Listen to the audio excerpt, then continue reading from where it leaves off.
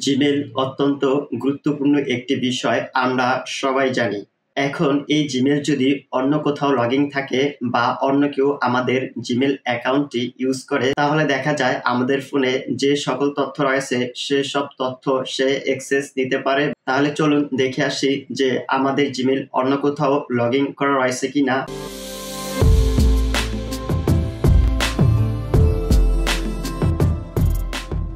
আমাদের Gmail account অন্য কোথাও লগইন আছে কিনা বা অন্য কেউ চালাচ্ছে কিনা দেখার জন্য জিমেইল অ্যাপসটি ওপেন করে নেব।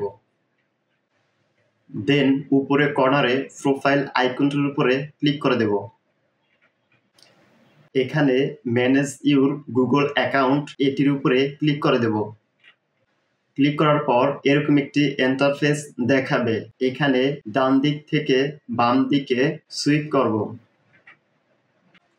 দেন সিকিউরিটি এটির উপরে ক্লিক করে দেব।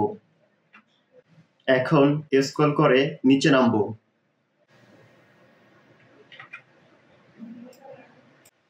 নিচে আসার পর ম্যানেজ অল ডিভাইসেস এখানে ক্লিক করে দেব। ক্লিক করার পর এখানে দেখতে পাবেন যে আপনার জিমেইলটি কোন কোন ডিভাইসে লগইন রয়েছে।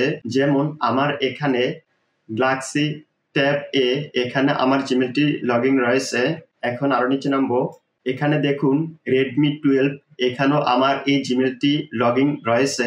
দেন রেডমি 8A এই ডিভাইসটিতেও আমার জিমেইল অ্যাকাউন্ট লগইন রয়েছে।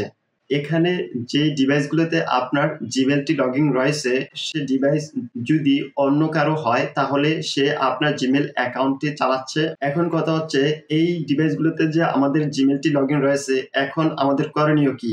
আমাদের করণীয় হচ্ছে এই ডিভাইসগুলোকে লগ আউট করে দেওয়া। ডিভাইসটির উপরে ক্লিক করব। দেন সাইন আউট এটির উপরে ক্লিক করে দেব।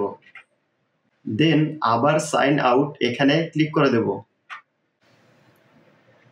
ক্লিক করার পর দেখুন এই ডিভাইস থেকে আমার জিমেইল অ্যাকাউন্টটি লগ আউট হয়ে গেছে। এখানে দেখা যাচ্ছে সাইনড আউট। এখন আপনার করণীয় হচ্ছে এই জিমেইল অ্যাকাউন্টের পাসওয়ার্ডটি পরিবর্তন করে ফেলা। কিভাবে জিমেইলের পাসওয়ার্ড পরিবর্তন করবেন এই ভিডিও ডেসক্রিপশনে ভিডিও লিংক দিয়ে দিব, চাইলে আপনি ভিডিওটি দেখে নিতে পারেন। এই ছিল আজকের ভিডিও। ভিডিওটি ভালো লেগে থাকলে ভিডিওতে একটি লাইক দিবেন, কমেন্ট করবেন এবং চ্যানেলটি সাবস্ক্রাইব করবেন।